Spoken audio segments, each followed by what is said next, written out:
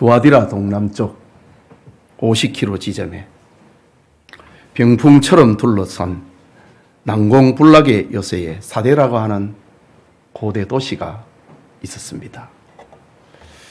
도시를 중심으로 뻗어 있는 교통망은 사대를 소아시아에서 가장 안전하고 화려한 도시로 만들었는데, 북쪽은 두아디라를 거쳐 버가모로 가는 길이 있고, 서쪽은 서문화로 가는 길이 있고, 동쪽은 프리기아로 통하는 길이 있고, 동남쪽으로는 빌라델피아로 향하는 길이 있고, 남서쪽으로는 에베소로 향하는 길이 있는 사통 팔달 도시였습니다. 사대는 물자 교육과 부를 모으기에 충분했습니다. 특히 투몰루스 산에서 사대 시내로 흘러오는 팍툴루스 강은 많은 사금을 싣고 오므로 사대를 황금의 도시로 만들었습니다. 고대의 역사가 헤로도투스는 사대를 관통하는 시내는 황금천으로, 크로에수스 왕은 사금을 채취하여 인류 최초로 금화를 만들었고 역사상 가장 부유한 왕이 되었다라고 기록합니다. 금화를 역사상 제일 먼저 만들어서 유통을 했던 도시가 바로 사대입니다. 사대는 물질적인 풍요 속에 고대 리디아 왕국의 수도였습니다. 사대 사람들의 정신세계는 높은 산의 어머니라 불리는 키벨레 여신을 섬겼는데, 사대의 키벨레 신전은 에베소의 아데미 신전에 버금갈 정도로 거대했다고 합니다. 신전에 바쳐진 우상의 제물, 제사가 끝나면 신전 여사제들과의 음란한 행위는 사대의 도덕적 분위기를 말하고 있습니다. 이런 고대 도시 사대에 그리스도의 복음이 증거되어 하나님의 교회가 세워졌습니다. 하지만 사대 교회는 물질적 풍요와 지리적 안정성을 가지고 잠에서 깨어나지 못한 교회, 살아있다 하는 이름을 가졌으나 실상은 죽은 교회가 되어버린 책망을 받은 교회였습니다. 이 시간 세계 교회의 실상을 알려주는 소아시아의 교회 중에 5번째로 등장하는 사대교회를 만나게 됩니다. 이 시간 사대교회에 주신 말씀이란 제목으로 요한계시록 강해 계속하고자 합니다. 하나님의 은혜가 우리 중에 임하기를 소원합니다. 먼저 사대교회에 나타나신 예수님을 생각합니다. 1절에 사대교회의 사자에게 편지하라. 하나님의 7 영과 7 별을 가지신 이가 이르시되 라고 했습니다. 여기 하나님의 7 영과 7 별을 가지신 이것은 예수님의 권능과 주권을 강조하는 말입니다. 먼저 하나님의 7 영이란 요한계시록 1장 4절과 4장 5절에 등장을 하는데, 온전함과 충만함을 상징을 하는 숫자 7과 성령을 결합한 표현입니다. 즉 예수님 그리스도께서 하나님의 7 영을 가지셨다는 말은 예수님이 성령을 보내시는 분이며 성령을 통하여 교회를 다스리는 분임을 말하고 있습니다. 잠시 후에 살펴보겠지만은 사대교회가 물질적 풍요 속에 살았지만은 영적으로 죽은 상태였기에 예수님은 성령의 충만한 능력을 통하여서 다시 살리시는 분임을 말하고 있습니다. 그리고 7 별은 계시록 1장 20절에서 7 교회의 사자들이라고 확실하게 해석했습니다. 즉 7 별은 7 교회를 대표하는 지도자, 곧 목회자를 의미합니다. 여기 예수님께서 7 별을 가지셨다라는 말은 모든 교회는 예수님께 속해 있고 그분의 손에 붙들려 있다는 말입니다. 즉 교회의 주인과 교회의 머리는 예수님을 알려주는 표현이 바로 손에 7 별을 가지셨다라는 말입니다. 교회의 주인이신 예수님께서 4대 교회의 사자에게 편지하라 라고 합니다. 4대 교회의 지도자에게 영적 책임을 묻고 그들로 하여금 회개의 자리로 부르고 계시는 예수님입니다. 우리의 신앙과 생활은 겉모습보다는 참된 믿음을 추구해야 합니다. 교회의 머리가 되시고 우리의 영혼을 성령으로 인도하고 살리시는 그리스도를 온전히 의지해야 함을 말하고 있습니다. 둘째로 4대 교회의 실상입니다. 1절을 다시 봅니다. 4대 교회의 사자에게 편지하라. 하나님의 7 영과 7 별을 가지신 이가 이르시되 내가 네 행위를 아노니 네가 살았다 하는 이름은 가졌으나 죽은 자로다. 또 2절 후반부에는 내 하나님 앞에 네 행위에 온전한 것을 찾지 못하였노니 라고 말씀합니다. 여기 살았다 하는 이름을 가졌으나 죽은 자로다 라는 말씀의 의미가 무엇일까요? 4대 교회는 앞에서 살펴본 것처럼 경제적인 수준이 아주 높았습니다. 교회의 재정도 풍부했습니다. 교회의 건물과 비품 역시 화려했습니다. 그들의 예배는 문화적이었고 장엄했습니다. 성도들 간의 교제는 품위가 있었습니다. 이런 문화적인 수준에 따라 4대 교회는 부자들이 많았습니다. 그들은 이웃 교회들로부터 부러움을 샀습니다. 그래서 살아있는 교회다 라는 별명과 칭찬을 얻게 됐습니다. 그러나 주님이 보시기에는 달랐습니다. 살았다 하는 이름을 가졌으나 죽은 자로다 라고 말씀합니다. 말하자면 경건의 모양은 있는데 경건의 능력은 없다는 말입니다. 신앙의 옷은 탕 위에 더럽혀져 있다는 말입니다. 겉모습은 화려하고 프로그램은 다양했으나 내용이 없었다는 말입니다. 영적으로 메마른 죽은 교회였다는 말입니다. 주님의 지적대로 그들의 행위는 하나님 앞에서 온전한 것이 하나도 없었습니다. 하나도 주님이 보시기에 마음에 드는 일이 없었다는 말입니다.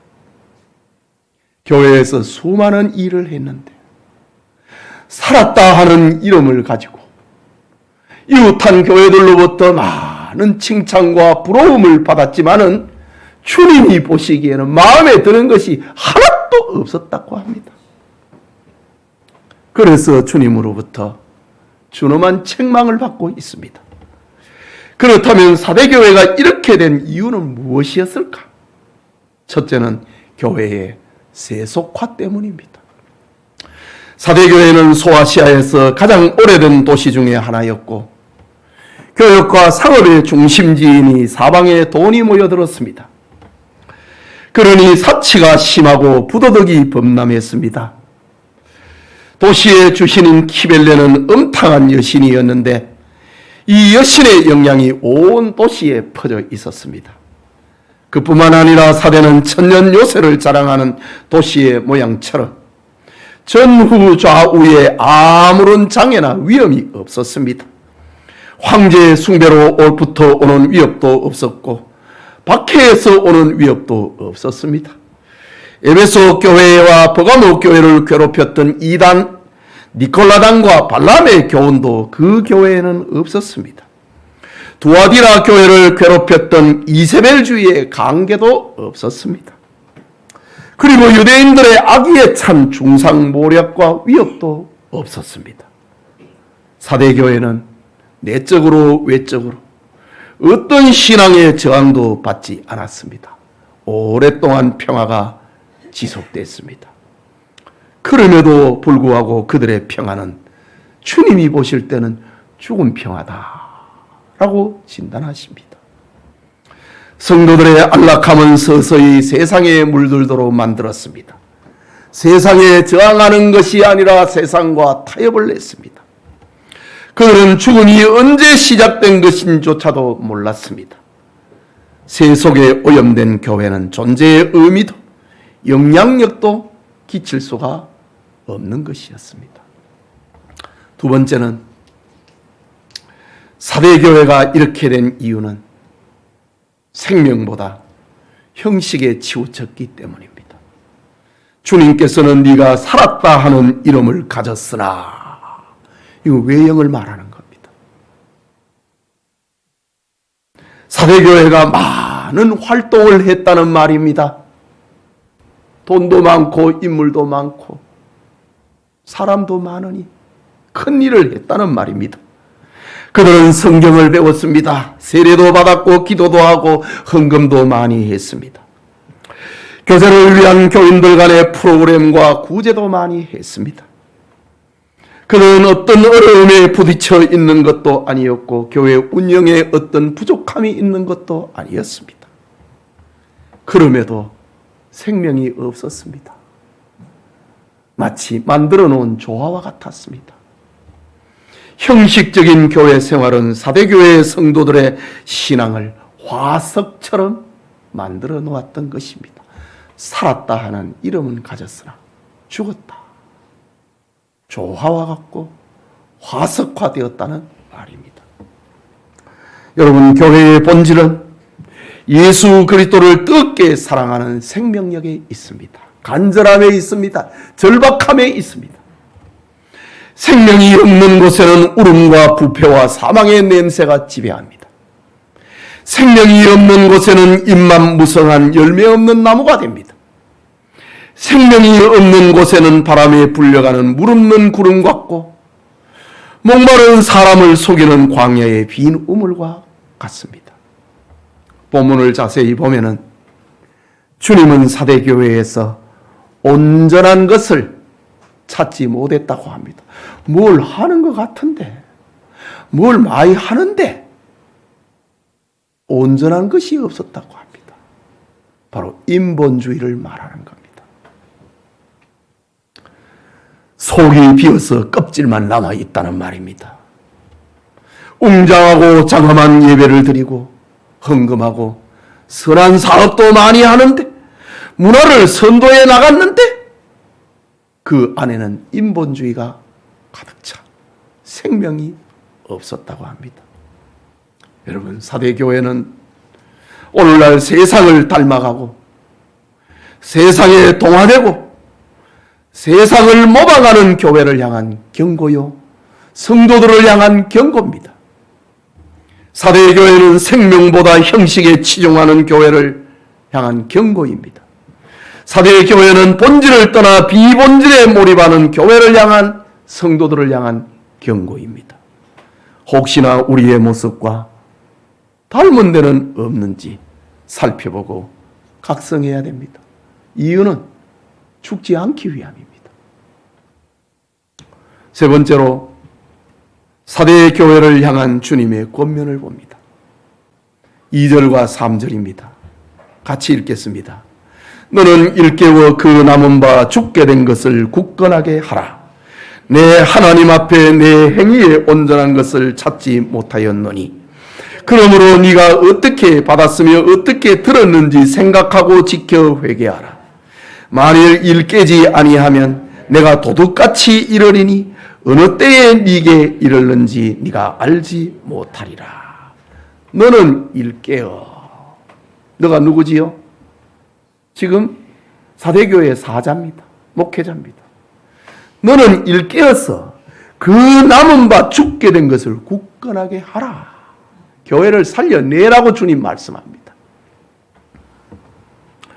옛날 사대가 페르시아의 고레스 대왕에게 함락을 당할 때 이런 일이 있었습니다. 역사가 헤로도투스는 당시의 역사적인 사건을 생생하게 기록하고 있는데, 앞에서 살펴보았듯이 사대는 지형적으로 외부의 침략에서 절대 안전한 난공불락의 성체였습니다. 병풍같이 둘러싼 투멀루스 산이 솟아 있었고 산 정상에는 좁은 암석들이 능선처럼 뻗어 있었습니다. 사대의 성체는 그 능선 위에 축조되어서 모든 적들을 깔보는 듯이 위풍이 당당했습니다. 이런 사대를 페르시아의 고레스 대왕이 수많은 군대를 동원을 하여 포위하고 점령하고자 했습니다. 이유는 사대를 점령하지 않고 앞으로 전진하는 것은 적을 뒤에 두는 것과 같았기 때문입니다. 하지만 고레스의 군대는 사대의 성체를 올라갈 엄두를 낼 수 없었습니다. 고레스 대왕은 특명을 내리고 사대 성체를 오르는 자에게 특별한 상을 주겠다라는 포고문을 내렸습니다. 이때 고레스 군대에 히에로이데스라 불리는 한 병사가 있었습니다. 영어로 히어로, 다 여기에서 나오는 말입니다. 영웅 같은 사람, 히어로데스. 한 병사가 있었습니다. 그는 사대의 높이 솟은 성체를 날마다 바라보았습니다. 그러던 어느 날 그 성벽 위에 감시하는 초병이 졸다가 투구를 절벽 아래로 떨어뜨리는 것을 보았습니다. 잠시 후에 사대 병사는 문책을 당하지 않기 위해 절벽을 타고 조심조심 내려와 자기 투구를 주어 다시 올라가는 것입니다. 고레스의 병사 히에로이데스는 뜻밖의 장면을 기억에 담습니다. 그리고 그날 밤 정예병을 인솔을 해서 사대의 병사가 올라간 절벽을 그 길을 따라 조심스럽게 올라갔습니다. 그들이 꼭대기에 도달했을 때 성체는 무방비 상태였습니다. 모두가 난공불락의 성체만 믿고 졸고 있었기 때문입니다. 결국 사대 성체는 투구를 찾기 위하여 내려왔던 한 병사의 비밀 통로를 통하여서 고레스 군대에 의하여서 함락을 당하고 맙니다. 그런데 신기한 것은 그로부터 300년 후에 안티오코스 전쟁이 때에도 똑같은 이유로 사대가 또다시 점령당합니다.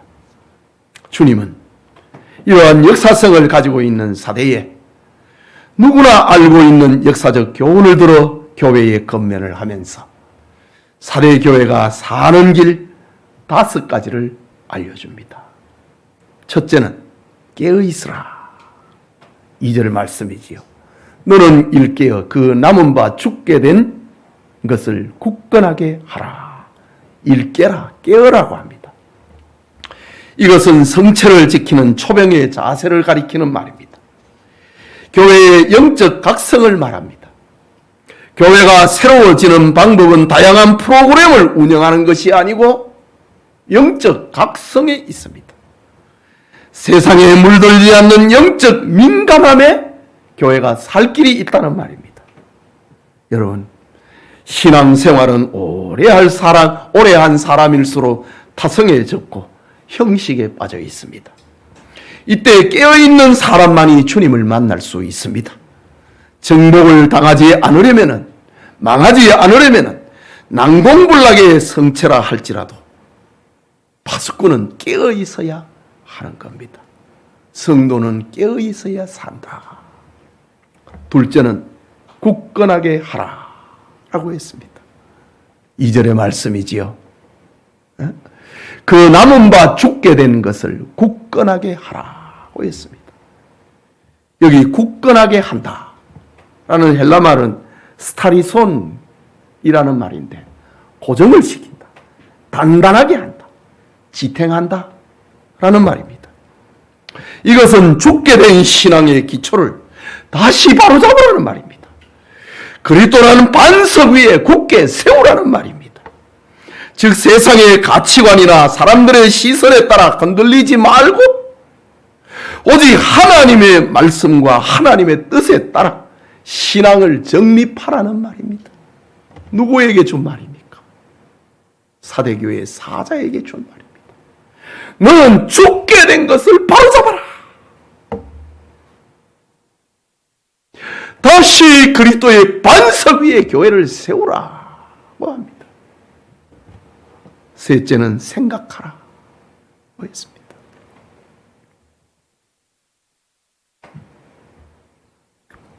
(3절에) 그러므로 네가 어떻게 받았으며 어떻게 들었는지 생각하라고 합니다. 생각하라. 이 말은 현재 명령형입니다. 계속해서 생각하고 잊어버리지 말라고 합니다. 주님은 네가 어떻게 받았으며 어떻게 들었는지 생각하라고 했습니다.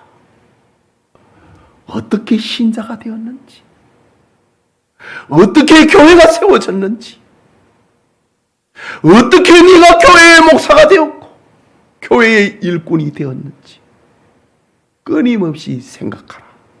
그게 사는 길이라고 합니다. 처음 믿었을 때의 그 순수함, 그 정성을 회복해야 한다는 말입니다. 처음 믿었을 때의 감격과 열심을 잊어버리지 말아야 한다는 말입니다. 그게 사는 길이라고 합니다. 잘 되는 길 정도가 아니라 사는 길입니다. 생존의 길이라는 말입니다. 넷째는 지키는 것이랍니다. 생각하고 지켜라고 했지요. 지금 무엇을 지킵니까? 네가 어떻게 받았으며 어떻게 들었는지 생각하고 그걸 지키라고 합니다. 앞에서 살펴보았듯이 사대는 역사적으로 2번이나 쫄다가 함락된 도시입니다. 사대는 난공불락의 요새를 자랑하고 방심하다가 지키지 못했습니다. 그런데 지키라고 합니다. 어떻게 받았으며 어떻게 들었는지 생각하고 그걸 지키라고 합니다. 여기 지켜라는 말, 테레이는 단순하게 어떤 것을 보호하는 것이 아니고 주의 깊게 관찰하고 기억하고 순종적으로 준수해라 라는 뜻입니다. 즉 사대교회가 사는 길은 하나님께서 주신 말씀을 듣고 흘러보내는 것이 아니고 마음속 깊이 생각하고 그것을 지켜야 된다는 말입니다. 다섯째는 회개하는 겁니다. 3절에 있는 말씀, 생각하고 지켜 회개하라. 다 독립적인 명령형의 동사입니다. 회개한다. 이것은 뉘우치거나 미안해하는 상태를 넘어 마음의 변화, 방향의 전환, 삶의 열매, 이 세 가지를 함축하고 있는 단어가 메타노이아라는 회개라는 말입니다. 다시 말합니다. 메타노이아, 회개하라 라는 말은 마음의 변화, 방향의 전환, 삶의 열매, 이것을 가지고 있는 것이 회개라는 말입니다. 영적으로 죽어가고 있는 사대교회를 향하여 마음의 중심과 삶의 방향을 하나님께로 돌려놓고 열매를 맺으라고 하는 긴급하고도 은혜로운 주님의 권면입니다. 이것이야말로 멸망의 길에서 벗어나 생명을 얻는 유일한 길이기 때문입니다. 우리가 사는 길도 이 길 외에는 다른 길이 없습니다. 마음을 변화시키고 방향을 전환하고 삶의 열매를 맺는 것, 사대교회를 향한 말씀은 우리가 사는 유일한 길입니다. 잠언이 28장 13절에는 자기의 죄를 숨기는 자는 형통하지 못하나 죄를 잡아가고 버리는 자는 불쌍히 여김을 받으리라고 했습니다.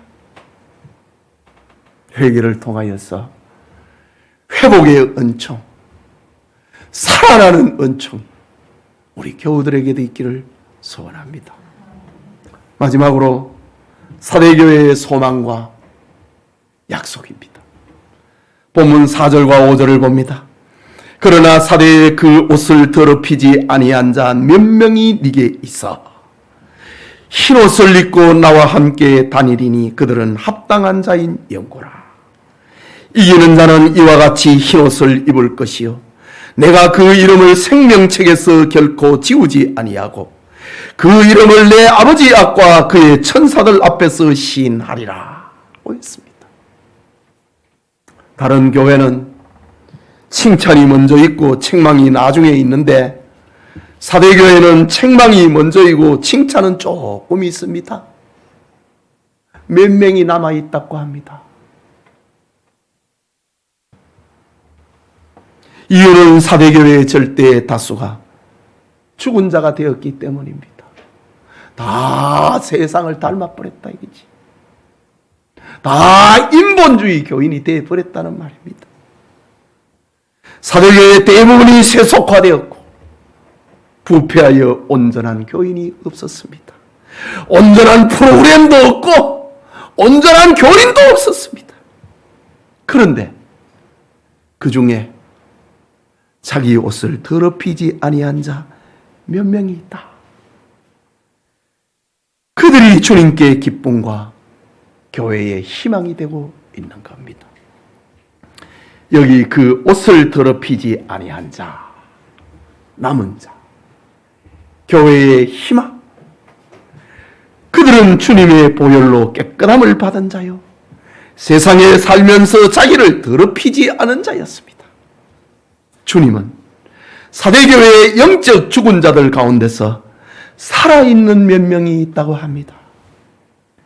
사대교회가 살 길은 그 사람들을 중심으로 일어나야 하는 겁니다. 그 몇몇 사람은 사대교회의 그루터기요, 사대교회의 소망이요, 사대교회의 힘이요, 사대교회가 다시 살아나는 연료였던 것입니다. 여러분, 교회는 상식으로 사는 사람이 아닌 기도하는 사람을 중심으로 일어나야 합니다. 교회는 경험이 아닌 믿음이 있는 사람을 중심으로 일어나야 합니다. 교회는 말만 하는 사람이 아닌 희생하는 사람을 중심으로 일어나야 합니다. 역사에 보면 교회가 타락했음에도 부패하지 않은 소수의 사람들은 언제나 있었습니다. 부패한 노아 이전 시대에 에녹이라는 사람이 있었고, 노아의 홍수 심판 시에는 노아의 7 식구가 있었고, 갈대아 우르의 우상도시에 아브라함이 살았습니다. 아합 시대에는 바알에게 무릎을 꿇지 아니하는 선지자 7,000명이 있었습니다. 이스라엘 멸망 중에도 에스겔과 다니엘이 있었고 에스라와 느헤미야가 있었습니다. 중세기에는 영국의 위클리프나 저 보헤미아의 후스나 이탈리아의 사보나 놀리나 프랑스의 왈도파가 살아 있었습니다. 소수의 작은 무리들이 있었습니다. 종교개혁 시대에는 개혁에 불을 붙인 루터가 있었고, 신학자 칼빈이 있었고, 쯔빙글리가 있었고, 그리고 저 영국에는 요한 낙스가 있었습니다. 이들은 역시 그 옷을 더럽히지 않는 소수의 무리들이었습니다. 여러분, 하나님의 구원 역사는 다수에 의해서 이루어지는 것이 아닙니다. 몇몇 사람의 의인들로 말미암아 크게 되고 넓게 되고 높게 되고 멀리 뻗어나갔습니다. 그들은 하나님이 남겨주신 그루터기였습니다. 이것이 교회의 힘이요, 교회의 소망이요, 교회의 생명의 핵이었습니다. 그렇다면 오늘날 어두운 사회, 세속화되어 있는 교회에서도 반드시 남은 자가 있습니다. 우리 교회가 이 축복, 이 사명을 감당하는 교회가 될 수 있기를 바랍니다. 남은 자들의 교회. 주님은 사대교회에 그 옷을 더럽히지 않는 몇 명이 있는데 그들을 중심으로 믿음을 지켜내라고 말씀합니다. 그러면서 그 옷을 더럽히지 않는 자는 흰 옷을 입을 것이다. 하나님의 자녀가 되는, 의인이 되는, 흰 옷을, 승리의 옷을 입혀줄 것이다. 주님 약속합니다. 또한 내가 그 이름을 생명책에서 결코 지우지 아니하리라 고 했습니다. 주님은 우리를 아신다는 말입니다. 세상은 내 이름을 기억해 주지 않아도 주님은 믿음을 지키는 성도의 이름을 알고 계신다는 말입니다. 세상 사람들은 우리의 이름을 생존자의 명단에서 지워버려도 주님의 생명책에 있는 나의 이름은 아무도 지울 수 없다는 말입니다. 죽일 수 있어도 우리를 하나님의 자녀된 생명책에서는 뺄 수 없다는 말입니다. 그리고 또 약속합니다. 그 이름을 내 아버지 앞과 천사들 앞에서 시인하리라. 이 장면은 무엇이지요? 바로 백보자 심판의 장면입니다. 앞으로 우리가 배우게 될 것입니다. 그 이름을 내 아버지 앞과 천사들 앞에서 시인하리라. 비록 죄인이지만은 예수의 피로 속죄함을 받았다고 회개한 사람이라고 주님께서 심판대에서 시인해 주겠다고 약속합니다. 나는 모르는 사람이다 라고 말하지 않고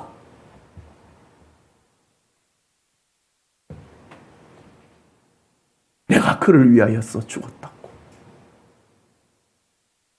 하나님 앞과 천사들 앞에서 그 사람의 이름을 시인하겠다 라고 주님이 말씀하십니다. 추한 죄인이라도 깨끗하게 용서받은 성도라고 주님이 시인할 것이라고 합니다.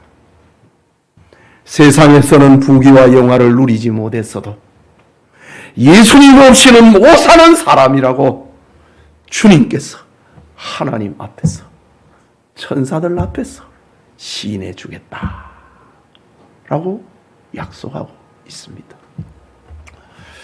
사랑하는 성도 여러분, 오늘날 한국교회는 기독교 인구가 1000만을 넘고 있습니다.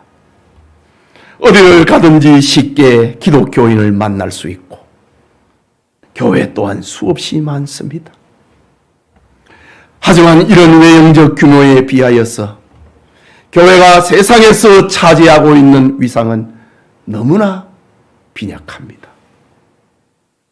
긴 세월 동안 내려온 자유민주주의 국가의 정교 분리의 원칙이 있음에도 공권력이 교회를 마구 압수수색을 하는 현실에서도 교회는 전혀 힘을 쓰지 못하는 한국교회의 현실입니다. 공권력이 교회를 압수수색을 하고 목사의 사택을 압수수색해도 아무 말 못하는 벙어리 한국교회가 되어 있습니다. 한국교회가 겉보기에는 그럴듯하지만은 내실은 보잘것없다는 말입니다. 이런 뿌린 교회, 이런 뿌린 성도가 늘어나고 있기 때문입니다. 공권력이 절간에 한번 압수수색 한번 해보세요. 성당을 압수수색 해보세요. 다 일어날 겁니다. 그러나 한국교회는 조용합니다. 죽었다는 말입니다.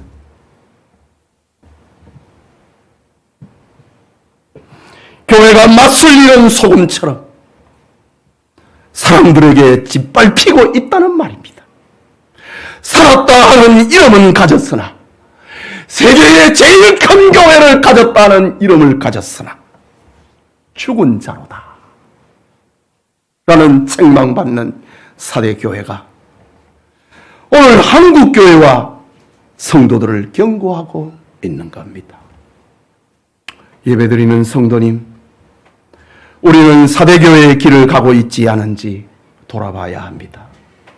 세례교인이면서 세례교인의 책임을 다하고 있는지, 충성스러운 직분을 받았음에도 충성하고 있는지, 입만 무성한 교인인지, 이름만 중직자요 생각과 말과 행동의 실상은 죽은 자가 아닌지 돌아봐야 합니다.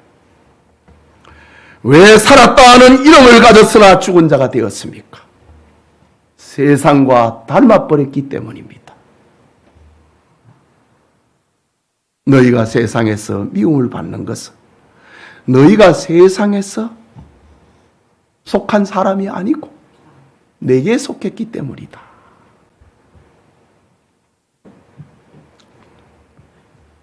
사대교회는 세상과 닮아버렸습니다. 오늘의 한국교회와 성도들, 세상을 닮아가고 있습니다.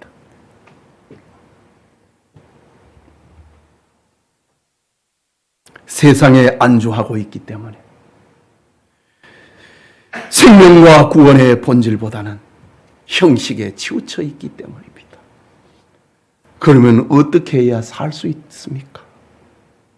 사대의 성체가 함락되지 않으려고 깨어 있어야 했듯이 성도는 깨어 있어야 합니다. 신앙의 본질을 굳건하게 잡아야 합니다. 구원과 사랑을 어떻게 받았으며 어떻게 들었는지 생각해야 합니다. 그나마 가진 것을 굳게 붙잡고 그 불씨를 살려야 합니다. 믿음을 지키고 잘못된 것을 회개해야 합니다. 주님은 회개하는 자에게 이긴 자라고 하는 이름을 붙여주십니다. 회개하는 자에게 흰옷을 입혀주신다고 약속했습니다. 생명책에서 그 이름이 흐려지지 않을 것이라고 약속했습니다. 하나님과 천사들 앞에서 심판대 앞에서 그 이름을 모른다고 말하지 않고 신앙했다고 합니다. 저 사람이 내 백성이고 내가 저 사람을 위하여 십자가에 죽었다고 주님께서 그 심판대에서 말하겠다고 약속합니다. 성령이 마지막 6절에 귀 있는 자는 성령이 교회들에게 하시는 말씀을 들을지어다 라고 말합니다. 성령이 교회들에게 하시는 말씀을 듣는 축복이 영천의 모든 성도님들에게 임하기를 주님의 이름으로 축복합니다. 우리 말씀을 생각하고 기도합시다. 사대교회에 주신 말씀이다. 살았다 하는 이름은 있으나 죽어버린 교회, 세속화되어버린 교회, 인본주의화 되어버린 교회, 교회의 본질보다는 외형과 형식에 치중하는 교회, 바로 한국교회의 모습이 아닙니까? 그러나 그 중에도 옷을 더럽히지 않은 자가 있다고 주님은 말씀합니다. 그들을 중심으로 다시 일어나라.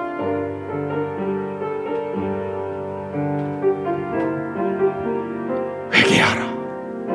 지키라. 생각하라. 이기는 자에게는 내가 흰옷을 입혀주겠다.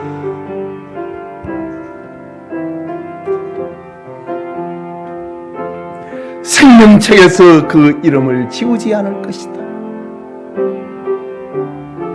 내 아버지 앞과 천사들 앞에서 그의 이름을 시인해 주겠다. 주님이 약속하고 있습니다. 말씀을 생각하고 깨어나고 굳건하게 하고 생각하고 지키고 회개하는, 그래서 다시 살아나는 우리가 되기 위해서 기도합시다. 자비하신 하나님 아버지, 은혜를 감사합니다. 주일 오후 한정한 시간에 하나님의 말씀을 강론하고 듣게 하시는 은혜를 감사합니다. 오늘의 시대를 진단하고 우리의 주소를 알려주고 있는 주님의 신령한 메시지를 오늘은 사대교회에 주신 말씀이라는 제목으로 받았습니다. 하나님 아버지, 살았다 하는 이름은 가졌으나 거대한 예배당을 가지고 있으나 죽었다고 하는 것처럼, 수많은 프로그램을 가졌지만은 죽었다고 하는 것처럼, 많은 일을 하고 있지만은 온전한 것을 하나도 보지 못했다고 하는 주님의 진단을 잘 받아들이게 하시고, 깨닫고 일깨우고 생각하고 지키고 회개하였어. 굳건하게 하였어. 다시 살아있는 성도가 되게 하여 주시옵소서. 다시 살아있는 한국교회가 되게 하여 주시옵소서. 네가 어떻게 들었고 어떻게 배웠는지 그것을 잘 생각하고 지키고 회개하는 그런 은혜가 우리에게도 있게 하여 주옵소서. 하나님 아버지, 하나님의 말씀을 듣고 주님을 생각하고 교회를 생각하고 나를 생각합니다. 한국 교회를 생각합니다. 주님, 불쌍히 여겨주시고 사대 교회가 갔던 그 길을 살았다 하는 이름은 가졌으나 죽은 자다, 이 길을 우리는 가지 아니하도록 은혜 베풀어 주시옵소서. 예수님 이름으로 기도합니다. 아멘.